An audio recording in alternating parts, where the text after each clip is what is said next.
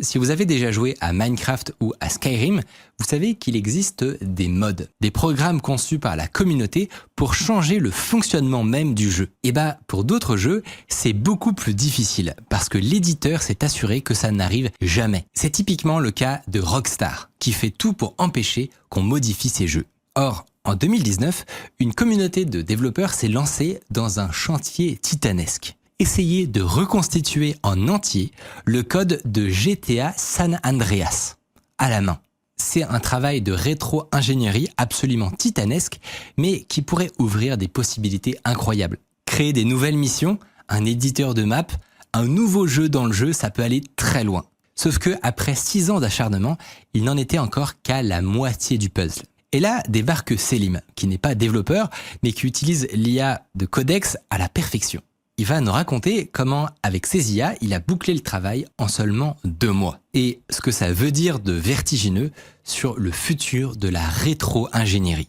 Juste avant d'en parler, j'ai un message pour tous ceux qui viennent d'avoir le résultat Parcoursup et qui n'ont pas eu ce qu'ils voulaient. Notre partenaire Holberton, qui sponsorise cette vidéo, propose des formations informatiques accessibles à tous hors Parcoursup et sans prérequis techniques. Ce qui est cool, c'est leur pédagogie très pratique, avec des projets concrets dès le premier jour. Vous pouvez vous spécialiser en cyber, en IA ou en machine learning. Et ils proposent même désormais un master, un équivalent Bac+5, accessible en admission parallèle, qui prépare à une certification reconnue par l'État. Le cursus est soit en formation classique, soit en alternance dans plus de 10 villes et même en ligne. Et les prochaines rentrées sont le 14 septembre pour le master et le 5 octobre pour le bachelor. Je vous mets tout ça en description et on reprend. Et justement pour nous faire un petit peu le tableau, est-ce que tu peux nous expliquer, ça veut dire quoi reverse engineering un jeu? Est-ce que tu en as besoin typiquement pour faire des mods? Et qu'est-ce que ça représente comme travail, quoi? Alors, le reverse engineering, c'est assez simple. On va prendre l'image d'un gâteau, qui est ton fichier binaire, ton jeu en l'occurrence. Le but, ça va être d'essayer de trouver la recette de ce gâteau. On va essayer de se rapprocher le plus possible du résultat final. À partir du gâteau. À partir du gâteau. Donc pour ça, après, derrière, on va utiliser des désassembleurs, etc. pour analyser et retourner le binaire dans tous les sens, pour essayer de le comprendre, cartographier, et derrière, de pouvoir le réécrire au propre. Et donc à la fin, comme ça, tu as ton propre code, ta recette, et quand tu le compiles, du coup, ça te donne, en tout cas c'est le but, c'est de se rapprocher le plus possible du binaire original. C'est là l'intérêt de la rétro-ingénierie, c'est une fois que tu as la recette, tu peux tout faire. Donc dans le cadre du modding, tu n'es plus là à bidouiller, tu as accès directement à la source. Et donc tout de suite, c'est beaucoup plus simple, c'est aller chercher ce que Rockstar nous a pas donné. Quel genre de mods sont compliqués à faire dans un cas et pas quand tu as la source? Typiquement, on peut penser aux mods qui touchent au moteur physique, que ce soit un meilleur système de ragdoll par exemple, qu'on peut avoir sur GTA 4, GTA 5, mais sur les anciens GTA, c'est vraiment très très basique. Tout ce qui touche au moteur de jeu, là c'est très compliqué parce que c'est pas une couche à laquelle on a accès. C'est-à-dire que pour des modes un peu plus simples, d'ajout de véhicules par exemple, ça c'est assez trivial. Ouais, tu trouves la liste des véhicules et tu comprends que les textures elles sont sauvegardées comme ça, la vitesse elle est codée comme ça. Exactement. Et hop, tu rajoutes ta voiture, quoi. C'est ça, c'est exactement ça. Tu sais où le véhicule est défini, tous les fichiers data qui vont avec, les couleurs, le handling, oui en effet la conduite. Mais du coup, quand tu disais que toi t'es pas dev, mais tu peux quand même lire le code. Non. Non? Ah ok. Pour l'anecdote, je sais pas taper une ligne de HTML. Justement pour expliquer à toi l'aventure dans laquelle tu t'es lancé, que tu t'es dit alors même que tu n'étais pas développeur a priori, que tu allais te lancer dans le reverse engineering complet de GTA San Andreas. D'où t'es venue cette drôle d'idée? C'était la suite logique, dans le sens où j'étais dans un contexte où ça faisait déjà un an et demi que je m'amusais avec les agents IA. Donc j'avais commencé avec Codex, Cloud Code, etc. J'avais un serveur de jeu, donc notamment sur une plateforme en effet multijoueur qui n'est pas native du tout à San Andreas, parce que je pense que la plupart s'en souviennent, il n'y avait pas de mode online sur San Andreas. Donc ça, c'est une autre histoire, c'est une plateforme multijoueur qui a été développée par la communauté à force de reverse engineering, qui est encore en développement et open source aujourd'hui, pour dire à quel point en fait ça n'a jamais été complété d'un coup, c'est en constant développement. Et du coup, j'étais dans ce contexte-là où je développais des serveurs de jeux RPG. Alors pas moi personnellement, j'étais toujours entouré de développeurs évidemment, mais j'avais fait mumuse un peu avec Codex, avec les agents IA, et j'avais entrevu la lumière assez rapidement, alors que c'est des vieux modèles. Vous pouvez développer en fait, qui avaient accès à toute la code base. Pourtant, c'est une grosse code base gigantesque, et il pouvait développer comme ça des nouveaux scripts, des systèmes de jobs, parce que c'était un serveur RPG typiquement, des missions, etc. Et donc bon, après le temps est passé, je continue à faire amuse un peu avec les mods, et je me suis dit ok, je me suis posé un moment, c'est quoi le maximum jusqu'où on peut aller en fait? Et code source. Une fois que tu as le code source, tu peux pas faire plus. C'est bon, tu as la recette parfaite, tu peux pas aller plus loin. Et donc, c'est de là où m'est venue l'idée en tout cas. Et donc, pour donner un peu le contexte sur le fait de faire des reverse complets, justement, est-ce que ça a déjà été fait? Est-ce qu'il y a d'autres jeux vidéo qui sont connus pour justement avoir été reverse entièrement? Et ça représente quel genre de travail, tu vois, pour qu'on voit l'ampleur de la tâche? Alors, il y a plusieurs jeux qui ont été reverse. Je pense que le plus marquant et celui qui a lancé un peu le mouvement, c'est Super Mario 64, donc qui a été reverse entièrement, il me semble, en 4 ans, et qui a permis du coup de pouvoir avoir des ports natifs, notamment sur PC, et même sur toutes les plateformes en soi. Le développement en effet d'un multijoueur en ligne. Ah oui, quand tu dis natif, ça veut dire que de base, tu peux jouer à Super Mario 64. Ouais. Et un des intérêts, c'est qu'au lieu de devoir émuler la Nintendo 64, en fait, quand tu dis que ça tourne en natif, c'est que vraiment, on prend le code source, on le compile et il tourne comme s'il était sorti sur PC dès le premier jour. En fait. Sur PC, Mac, Linux, Nintendo 3DS, ils l'ont porté partout. On a eu ensuite, il y a eu les Pokémon, notamment rouge, bleu, émeraude, cristal, etc. Où là, bon, non seulement ça a permis, comme d'habitude, du portage sur toutes les plateformes, mais au-delà, il y a des communes déterres, la commune Pokémon est très déterre, qui ont créé en fait, des jeux complets Pokémon de zéro. Donc Pokémon Unbound, si certains en ont entendu parler. Donc c'est-à-dire ils ont les assets, ils ont les savoir-faire, les interfaces, et donc ça leur permet d'en créer plus facilement des nouveaux, c'est ça? C'est ça. Mais les assets en soi, c'est quelque chose auquel tu as accès normalement dès le début. C'est pas le plus compliqué. C'est vraiment derrière le fonctionnement du jeu, la logique du jeu qu'il faut aller chercher. Oui, donc typiquement l'algorithme qui permet de savoir si quand tu lances ta boule, tu as le Pokémon ou pas. Là, eux, ils peuvent dire que c'est le vrai. C'est ça. Et là, typiquement, sur juste cette action-là, il peut y avoir 20 fonctions différentes qui s'occupent de cette partie-là du gameplay. Et le but, c'est de reverse les fonctions une à une pour ensuite avoir au final toutes les fonctions du jeu qui sont reverse. Et c'est pour ça que ça prend des années. Pour GTA San Andreas, on est sur entre 12 000 et 15 000 fonctions. Donc toi, tu te dis, je veux faire ça globalement, alors que tu n'es pas développeur à l'origine. Et c'est ça qui est trop intéressant. C'est quelle est ton approche? En gros, tu commences par quoi quand tu veux reverse un jeu aussi important? Alors, déjà, tu essaies de comprendre ce qu'est le reverse engineering. Il faut désassembler, il faut installer tel logiciel. Donc, en l'occurrence, moi, je suis parti sur Ghidra, qui est un logiciel de la NSA, qui est open source et qui contient un désassembleur. Tu vas lui donner le binaire, il va te donner les fonctions, le code assembleur, le pseudocode. Donc, le code assembleur, c'est le binaire qui va être traduit en assembleur, qui est la source de vérité. Et donc, moi, le procédé, c'était de comprendre, OK, j'ai accès à ça, je pose la question aux agents, concrètement, qu'est-ce qu'on peut faire? Alors, ils m'ont coupé court. Ils m'ont dit, frérot, oublie. Il n'y a pas le droit. Même pas, c'est trop compliqué si tu t'y connais pas.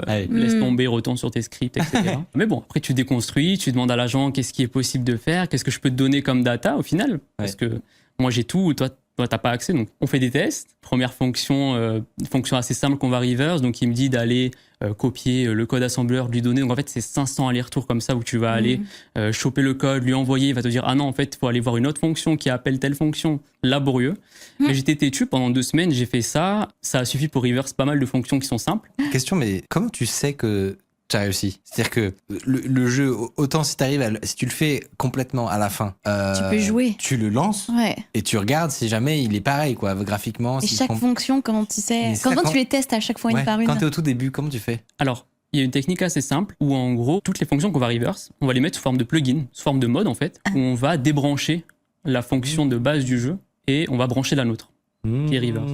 Donc comme ça, en fait, tu peux tester une à une ou par batch. Dingue. Et donc là, toi, tu fais une première fonction, tu te rends compte que ça se comporte correctement.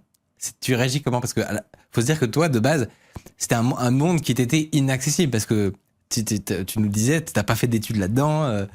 Comment t'as vécu ça? Quand j'ai vu que les premières fonctions que j'ai reverse marchaient, j'étais comme un fou. Ouais. Je suis parti voir les mecs qui étaient en train de reverse depuis 6 ans. J'ai dit, les gars, c'est bon, j'ai trouvé... c'est bon, c'est résolu. C'était comme un fou. Bon, après, j'ai pris le mur quand j'ai vu que en fait, c'était juste des fonctions ultra simples, que limite, si j'avais les connaissances, j'aurais pu reverse beaucoup plus rapidement. Donc au final, tu te rends compte que quand ça commence à se complexifier, quand tu commences à toucher à des plus grosses fonctions, tout ce qui touche aux caméras, la physique, etc., ils galèrent. Ou alors, tu dois faire 1 milliard d'allers-retours. C'est impossible. Et au final, au bout de 2 semaines, je vois qu'il y a un pattern qui ressort. Un pattern dans le jeu ou dans ta méthode? Dans la méthode. Je suis têtu à faire des copier-coller, des allers-retours, etc. J'ai les agents IA. Est-ce qu'ils ils peuvent déjà m'aider à peut-être faire un workflow, une pipeline pour justement même une boucle. Automatiser les choses. Pour ça. Le premier truc à faire, ça a été de leur donner les outils pour pouvoir avoir accès à Ghidra directement. Et en fait, au fur et à mesure, le but, ça a été de créer comme ça un agent qui va en fait me remplacer moi, qui va orchestrer plusieurs sous-agents. Donc bon, je vais simplifier la boucle, mais c'est un agent qui va déjà aller trouver la prochaine fonction à reverse dans la logique des choses. Tu vas pas prendre une fonction comme ça au hasard, sachant que peut-être qu'il y en a certaines qui ont déjà été reverse, qui facilitent le reverse d'une suivante, qui va ensuite du coup aller chercher le code assembleur, le pseudocode, qui va donner cette data à un autre agent qui va s'occuper du reverse. Une fois que le reverse est complété, du coup il y a un agent qui va s'occuper de la review, de la vérification, donc qui va lire ligne par ligne le code du coup réécrit et qui va le comparer toujours ligne par ligne au code assembleur qui est la source de vérité. Et c'est là où c'est intéressant, c'est qu'il y a une source de vérité. Donc c'est testable en fait. C'est testable et du coup même avant même de tester en jeu. Mais pour finir justement sur cette boucle-là, c'est un agent qui va review contre le code assembleur, source de vérité. Et ensuite, une fois qu'il y a un consensus, parce que s'il y a quelque chose qui va pas dans le code, bah, ils communiquent entre eux les agents IA jusqu'à ce qu'il y ait un consensus et le review il fait OK. Et après c'est à mon tour d'aller tester en jeu cette fois-ci. Donc c'est vraiment essayer d'avoir l'output le plus qualitatif possible. Pas perdre du temps. Et en effet, oui, pour l'instant, c'est l'humain qui doit quand même tester en jeu, mais la suite logique, ça serait que peut-être dans 1 an, 2 ans, les IA testent elles-mêmes, quoi. Ouais. Parce que là, toi, du coup, cette boucle-là, comment tu l'as mis au point, en fait, au fur et à mesure, en testant des méthodes, c'est ça? Au final, tout ce que je faisais manuellement, comment le faire automatiquement. Et pareil, tu t'aides même pour ça avec les agents IA. Tu exposes toute la situation. C'est quoi le workflow le plus optimisé? Quels outils je peux te donner? Quels outils on peut développer, etc. C'est vraiment les mettre dans les meilleures conditions et pour avoir derrière un agent autonome qui s'occupe de tout en fait. Tu utilisais quoi comme outil pour orchestrer tes agents entre eux? De base, je les orchestrais manuellement, c'est-à-dire que tout ce que je viens de dire là, bah, je le faisais moi-même. En fait, je leur disais OK, go chercher la prochaine fonction, go reverse, go review ça. Et je faisais du copier-coller entre agents pour les faire communiquer. Lui, il a dit ça, lui, il a dit ça.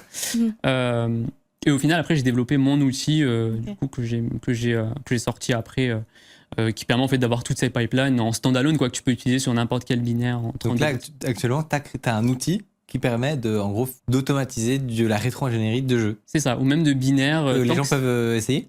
Oui, il est dispo sur GitHub. Ce qui me fume, c'est que, comme tu l'as dit, tu n'es pas développeur, mais tu as un outil sur GitHub. Et cet outil-là que tu as développé, du coup, il te permet d'aller encore plus vite. Est-ce que tu peux nous expliquer un peu comment ça s'est passé? À combien un peu de pourcents, tu vois, de reverse du jeu tu étais? Un peu comment ça a évolué, tu vois? Moi, je suis arrivé en cours de route. Le projet de GTA San Andreas, pour le coup, il avait été commencé depuis 2019. Et en termes de progrès, ils étaient à peu près à 60%. Du moment que j'ai commencé à reverse, du coup, ce qui restait, jusqu'au moment où on a le reverse complet du jeu, c'était 2 mois. 2 mois. Ah ouais, oh là là, mais incroyable. Ça m'étonne tellement ouais. pas. Mais c'est ouf.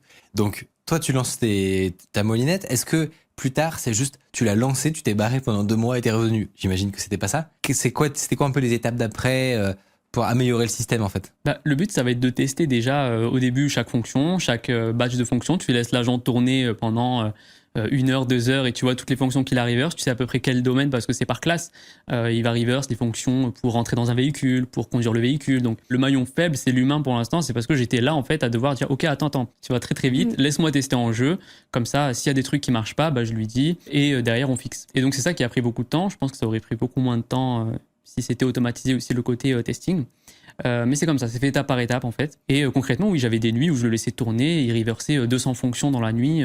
Ça aurait pris des mois. C'est quoi, une fois que le jeu et le code source est publié et que du coup on peut y jouer, c'est quoi le statut légal de ces repos? Est-ce que ça a le droit de vivre en open source? Rockstar, ils en disent quoi? Très bonne question, parce que techniquement, ton code, c'est ton code. Il n'y a rien qui appartient, en l'occurrence, à Rockstar dans... Il n'y a pas une ligne qui a été copiée-collée. Il n'y a pas une ligne qui a été copiée-collée. Ouais. Tu pars d'un binaire, en fait. Ouais, c'est dingue. C'est toi qui le fais maison. Maintenant, ceux qui sont aventurés dans le reverse de n'importe quel GTA, sans exception, ils sont pris une plainte et ils ont dû enlever le repo. Les jeux Nintendo sont un peu plus...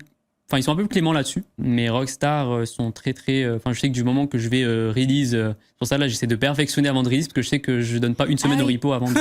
C'est pas encore... disparaître. Ouais. C'est pas encore dans la nature.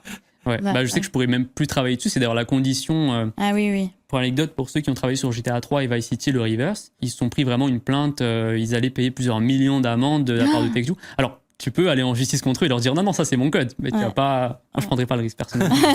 Au final, ils ont trouvé un accord et l'accord c'était qu'ils ont plus le droit de toucher en fait au produit Rockstar. Ok. Bidouiller, plus le droit. Donc je fais pas d'histoire, enfin je me fais pas de scénario ou quoi de film. Je sais que sans exception tous les GTA ont été strike. Donc voilà, toi c'est ton projet de cœur, donc j'imagine ça va pas t'empêcher de le faire jusqu'à bout. à son terme. Surtout qu'une fois que c'est release, c'est release. Ouais, c'est Tout le ça. monde va le télécharger, ils pourront le faire dans leur coin. Ouais, Et ça aura contribué dans tous les cas au modding parce que c'est ça le but. c'est ça. Ouais. Parce que toi là, donc tu l'as terminé. Le reverse du jeu, alors là il y a plus de fonctions qui sont pas reverse. Là je suis encore dans la phase de testing. C'est-à-dire que je dois faire le jeu encore et encore à 100% parce que comme tu l'as dit, c'est... Tu dois le connaître par cœur, en Ouais. long, en large et en Surtout travers. que pour faire à 100%, c'est... Bon, Ouais. après je triche, mais c'est 60-70 heures de jeu facile. Ouais. Mais c'est ça, c'est que chaque fonction doit être testée et donc c'est un travail qui va durer...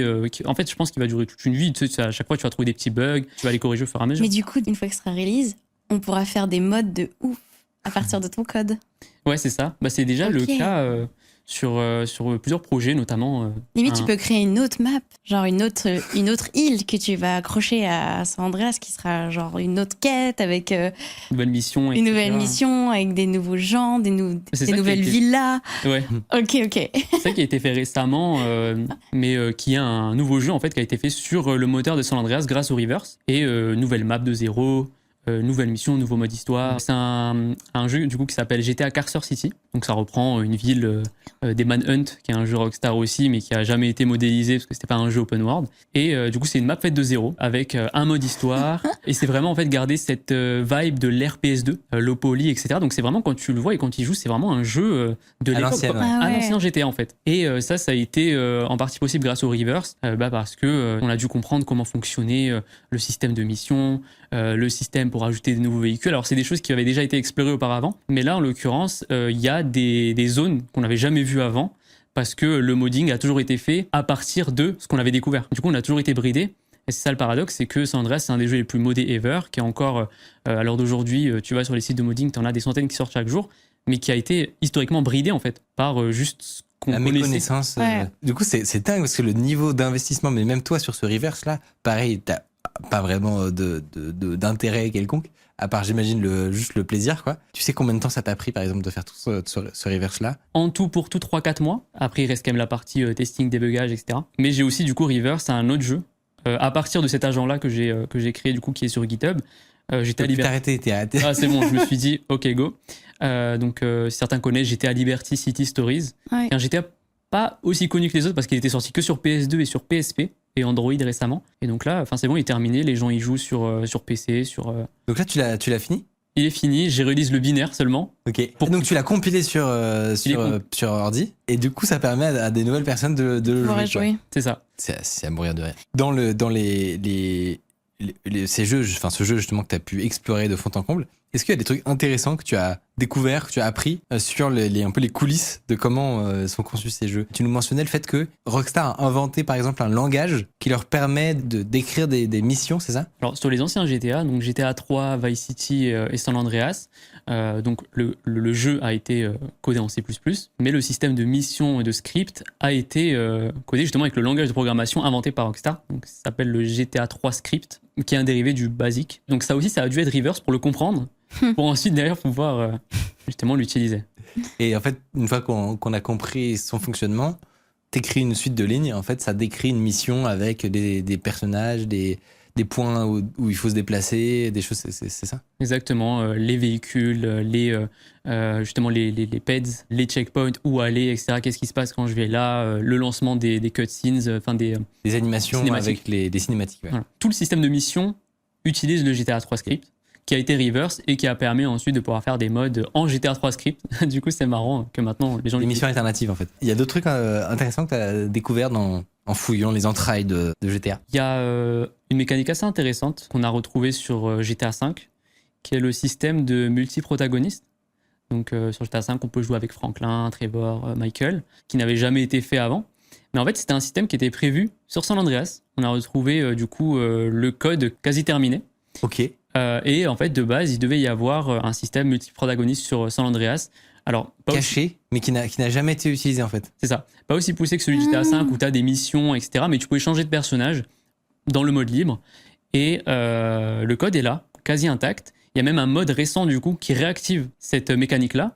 Et avec très peu de modifications, c'est juste un bouton, ok, on réactive ça. Il paraît que parmi justement les trucs qui sont possibles, que tu peux faire, tu as créé un mode pour jouer à GTA dans GTA. Qu'est-ce que ça veut dire? Inception. Alors c'est un mode basé sur San Andreas où en gros concrètement tu vas avec ton petit personnage donc CJ, tu vas dans sa maison, tu vas devant la télé et tu as un petit bouton pour lancer ta console et tu vas pouvoir comme ça choisir de lancer Vice City ou GTA 3. Oh non, oui, trop bien, ok. Tu vois comme ça la télé, l'overlay de la télé et donc là c'est CJ qui joue. C'est vraiment ça tourne dans le processus et dans le moteur de San Andreas. En fait, tu as vraiment embarqué le jeu GTA 3 dans le jeu San Andreas. Ouais. C'est un sidecar, quoi. C'est un. C'est pas juste ça lance un point exe ou quoi, c'est vraiment intégré dedans. Ok. Parce qu'on a le reverse de GTA 3, de GTA Vice City, de GTA San Andreas maintenant. Et donc tu combines tout en un, sachant que c'est le même moteur de jeu, donc ça facilite un peu la chose. Oui. Ça rame pas? Ça rame pas du tout. Et du coup, tu récupères les frames qui sortent du moteur côté GTA 3. C'est ça. Tu les fous dans la télé. Oh, c'est Génial, ouais. Et il fallait que ça existe. il y a même le système, enfin, c'est le jeu anti-Keton, c'est-à-dire que tu as le système de sauvegarde, de mission, il n'y a rien qui change. En fait, c'est une émulation one-one Ouais, dans San Andreas. Wow, oh là là, je suis fan. Il paraît que, avant de venir dans cette émission, tu nous as même préparé un mode. C'est vrai, j'ai dev ça dans la nuit avant-hier. C'est un outil, plutôt, Ok. qui va permettre de... Tu te prends en vidéo, en train de danser, de faire un signe, de marcher, et tu vas upload cette vidéo sur l'outil, et il va te sortir une animation prête à être jouée dans le jeu. Ok, incroyable. Rien besoin de faire, ça détecte ton squelette, ça détecte tout, ça le transforme du coup. Il fait le même geste que toi dans le jeu, ça? C'est ça, et c'est une animation du coup qui est réutilisable. C'est ça. Et là, je vais faire un exemple où j'upload juste une vidéo de YouTube, donc celle-là, MrBeast en train de danser. Ok. Ah, énorme. Donc je lui donne juste la vidéo et il va détecter le squelette, les os du coup, enfin tout ce qu'il faut en fait pour faire l'animation en littéralement 5 secondes quoi. Donc là, j'imagine que tu utilises des modèles incroyables. Donc j'imagine que tu utilises des modèles de détection de pose en fait, c'est ça, qui transforment la vidéo de MrBeast en des mouvements de squelette. Et toi, comme tu as la source du moteur en lui-même. Du moteur, ouais. Tu recrées une animation GTA San Andreas. C'est ça, et c'est quasi instantané. Et là où c'est intéressant, c'est que ça marche même du coup avec J'aime trop. même du motion capture, Ouais. tu peux faire juste avec ton téléphone. Oui. Il suffit que tu mettes 2 téléphones, ça te fait un rendu un peu en 3D et ça te donne des résultats. C'est sûr que Rockstar, au moment où ils ont développé San Andreas, n'avait pas des outils Non. aussi bien du tout. C'est-à-dire que là, tu peux créer des nouvelles missions dans San Andreas où les gens, ils ont des comportements beaucoup plus réalistes que le jeu original. En fait. C'est ça l'idée, c'est d'essayer de faire des outils avec cette idée de Rockstar, ils auraient aimé avoir ça à l'époque. Sachant que c'est un éditeur d'animation complet, c'est pas juste cette fonctionnalité-là. C'est-à-dire que tu as toutes les keyframes où de base, en fait, tu devais utiliser des logiciels 3D. Là, tout est sur le site. Et d'ailleurs, c'est le site, c'est un des premiers projets que j'ai fait grâce au Reverse. C'est 35 outils dans un seul site qui remplace énormément de logiciels pour faire du modding, surtout remplacer des fichiers audio, des textures, créer, compiler des scripts en GTA 3 script, collision, éditeur, enfin tu peux tout faire en fait. Incroyable. Tu as aussi du coup un outil d'édition de maps, c'est ça? Parce que de base, j'allais dire, est-ce que Rockstar en a un? Mais enfin, en fait, on n'en sait rien, nous. On n'en sait rien, mais on pense que certains leaks qu'on a eu à l'époque, documentaires et tout, ils utilisaient des logiciels 3D en fait pour faire la map, comme on en a actuellement sur 3ds Max. Mais là, du coup, c'est un éditeur de map qui va émuler one-one le jeu, donc le rendu, etc. On voit que c'est comme si on était dans le jeu là. Ouais. Mais en fait, non, c'est un logiciel. Et en fait, tu voles. Et tu crées du coup une nouvelle map où c'est toi qui mets le décor et tout là. C'est ça. Ça charge en fait la map que tu as toi. Donc si tu as une map modifiée, que tu as installé des mods, ça va le reconnaître aussi. Et ça va te permettre de pouvoir comme ça en fait manipuler. Ça, c'est un map éditeur ultra complet qui facilite énormément quoi. Donc tu peux faire quoi par exemple? Alors là, en l'occurrence, par exemple, je veux ajouter cette maison qui est la maison de Michael dans GTA V dans San Andreas. Donc tu vas télécharger le modèle, c'est ça? C'est ça. Avant, il fallait galérer à bidouiller les fichiers du jeu, ça pouvait prendre facile 10 minutes. Là, c'est littéralement un drag and drop.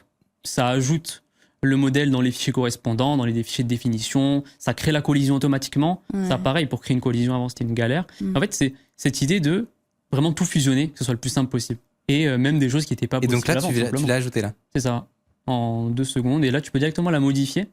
Les positions, les rotations. Et c'est vraiment ultra complet. C'est dur de tout résumer en quelques secondes. Ouais, mais c'est génial. Mais c'est un éditeur. Tu peux la mettre complet. là. C'est ouais. un peu comme l'éditeur de map, genre dans Trackmania, le truc comme ça, où tu peux créer du coup tes propres terrains. C'est ça, exactement. Sauf que là, Rockstar nous ont vraiment jamais donné les outils pour ça, quoi. Et là, c'est. Mais en fait, je me dis qu'il y a forcément des gens chez Rockstar qui doivent péter un câble. Juste de regarder ce que les. Après, là, aujourd'hui, ils doivent avoir des sales outils quand même. Ouais. Et s'il en reste de l'époque San Andreas, ouais. C'est D'ailleurs, ça. j'ai une anecdote sur ça, sur un développeur que j'ai rencontré par hasard, grâce à une casquette un peu similaire, quand j'étais à Los Angeles. Dans le stage, je me suis fait interpeller. Est-ce que tu travailles chez Rockstar? J'ai dit non. Et en fait, c'est une ancienne. Presque, c'est tout comme. C'était une ancienne développeuse de chez Rockstar en 2002-2003, ultra rare, improbable parce qu'à l'époque ils étaient moins de 100 je pense, qui a développé Vice City, San Andreas, etc. Et elle m'a raconté des anecdotes assez sympas, de notamment, est-ce que vous le saviez que toutes les textures que vous voyez dans le jeu c'est des photos. Et pour faire un arbre, prenez une photo de feuille quoi, pour faire la texture d'arbre.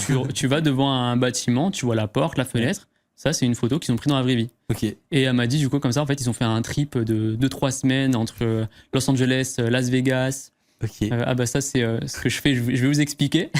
Me prenez pas pour un fou s'il vous plaît.